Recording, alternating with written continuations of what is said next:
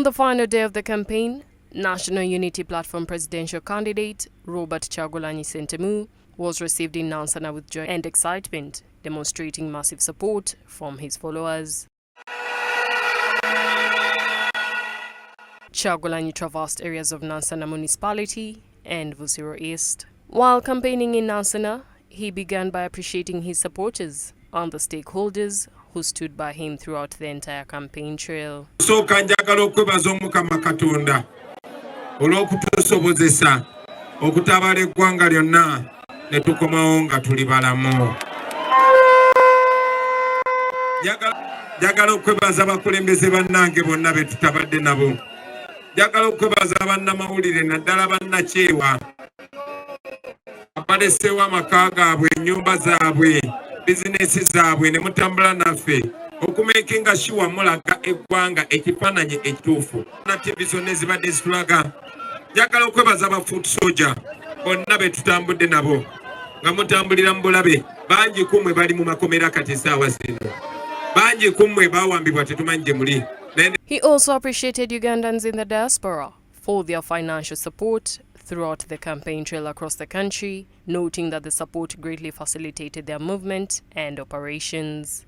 N'asalako ne budget ne sente zetufuna mu mateeka ebibiina byonna bezibadde zifuna emyaka gyonna amakumi 40 ne bwe kyatuuka ku NUP ne basalako sente zetufuna okuva mu parliamenti kuba bamanya zigenda kola campaign. Baganda baffe ab'omu diaspora baguza amafuta ge tutambuza, basasudde hoteli ze tusulamu, batuwadde emmere gye tutambulirako. Nammwe abantu ssekinoomu okutuuka olunaku lwaleero mwebale nnyo, mwebalire.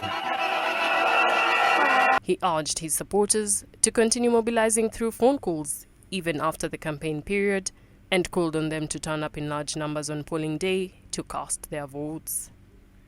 Genda kulonda. Baganda bange njagala obbasaba muveeyo mu bungi mulonde. Ekiseera kikyaliwo ne bw'oba ovudde wano.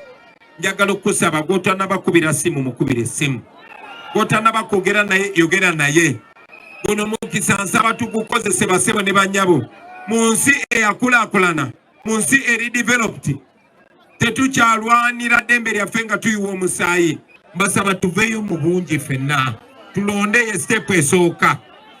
Bwe tulonda ne tumujja mu bukulembeze, ensi yonna egenda kubeera bye. Okuba wano paka yonna bannakyemalira abo babajjangako. Njagala obbagamba ti sibasuubira kukwata ku gyali olina obuyinza n'eddembe okusaawa embeera enunula ensi yo. Naye nga tetunnatuukawo awo, njagala mumpulirize bulungi, nga tetunnatuukawo awo, omulamwa gwaffe gwa kwenunula kwejjako nakyemalira. Naye nga tetunnajjako nakyemalira, tulina omukisa okwerondera obukulembeze ffe nga bannansi bwe twagala. Tosobola kaanira kintu ky'otannaba kufuna, era tosobola kaanira kintu kitaliiwo. Nabagamba kana akalulu tukagendamu nga protest vote, kalulu kakwekandaga, kalulu kakwenunula. Njagala basaba muveeyo mulonde. Kunga gulude ne kunga, kunga busukuma kunga, kunga Nansana kunga, kunga Buganda kunga.